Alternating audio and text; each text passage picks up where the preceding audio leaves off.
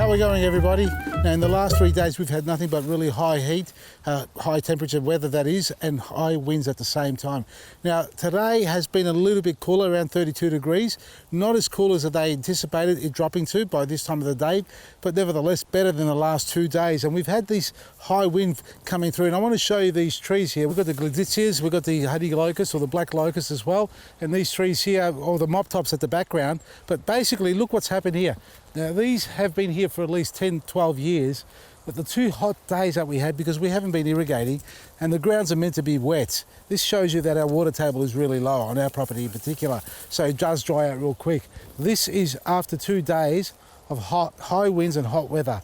No matter how much water we applied, there was no way we could have saved them. So if you've got a tree in your garden or any plant in your garden that's turned to sort of crispy leaves, look, it's not about the watering. Yes, the watering does help. You need to keep the ground hydrated early as possible, but it also, the wind, you can't get enough water into the tree quick enough to compete and protect itself against the high wind. So there was no chance of this being able to keep every leaf. And it's not just the one tree, it's almost every tree. I found the peppercorn trees actually like the dry heat, the arid sort of heat, and they're starting to put on new growth on because of the high moisture levels that we had recently, or in the last year or so. They dropped a lot of foliage, so they don't like the high or the wet feet.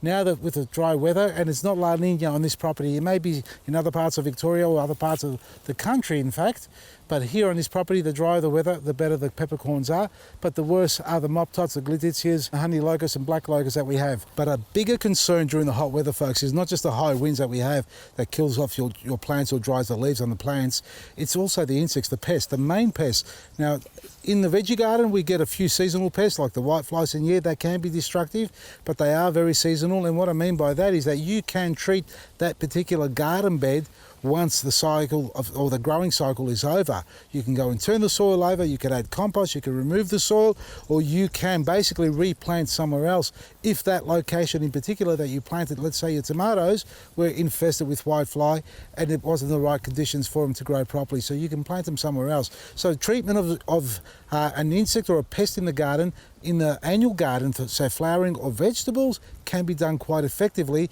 between the cycle of plantings.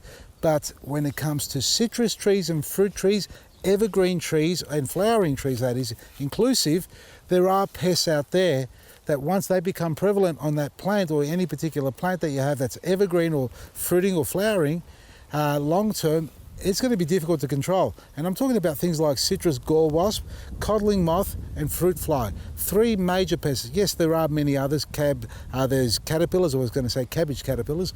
Caterpillars, there are mites, mealybug and woolly aphid, which in fact we'll do another segment on the apple tree because I did spot some. But at the moment, I want to talk about citrus trees. Get your citrus gall wasp traps and your sprays on your trees going on. If you live in a region of Australia where the average temperature is over 34 degrees for a long period, meaning 5, 10, 15 days or more, so if you're hitting over 34 plus in temperature daytime, you need to spray your trees with CGWS to cool them down, because the white film left on it acts as a protective shield for citrus gall wasp and the heat. That excessive heat stress causes the tree to go backwards. So hang your traps up, spray your trees to control citrus gall wasp. Treating the tree once it's infected is only by pruning. You can't do anything else. You can sit there and strip every piece of bark off the outside of that branch that's infected. It'll work a little bit, but you won't get every single one. You need to remove or literally cut the tree back down and start spraying on a regular basis. Codling moth on apples, pears and other fruiting varieties, look out for that as well. Hang your guards up in your trees, that is the codling moth trap unit. Hang that in your tree and spray it again with CGWS as a protectant. And fruit flies. For those of you who have experienced and have to live with fruit flies, I really do pity you, and I really feel for you, because it's a difficult and very nasty insect to control, let alone get rid of. The traps, I can't stress enough. There are many, many traps out there in the industry, in the retail stores. Go and do your research, find your favourite trap. If you've used it before, stick to it. We have got our own. We believe and stand by our trap as well. But look, there are many other companies out there who do a great product at local garden centres. Check out what they have. Check out what we have, Fruition Garden Fruit Fly Trap.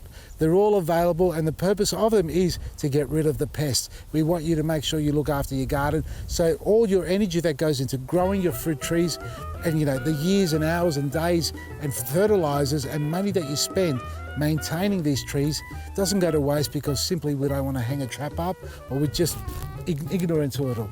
Prune, discard, burn, destroy the damaged, infected fruit and branches, hang your traps up, spray your trees, and enjoy another wonderful day in your garden.